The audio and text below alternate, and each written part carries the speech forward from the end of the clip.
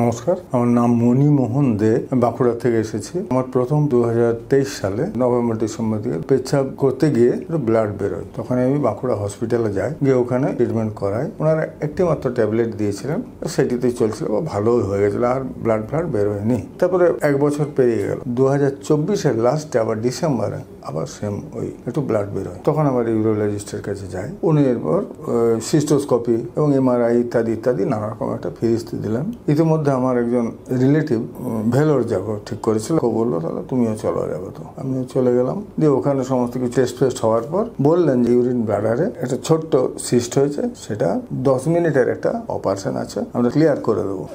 সম্মতি দিয়ে দিলাম এবং অপারেশন হয়েও গেল, ভালো হলো। সেখানে আরো 2 দিন কাটানোর পর দেখিয়ে চলে আসি। তারপরে বায়োপসি রিপোর্টটা পরে এসেছে। বায়োপসি রিপোর্টে বলছে প্রবাবলি ক্যান্সার। ওখান থেকে বলে দিয়েছিলেন যে এরপর স্থানীয় চিকিৎসকের কাছে কিন্তু চিকিৎসাতে থাকবেন।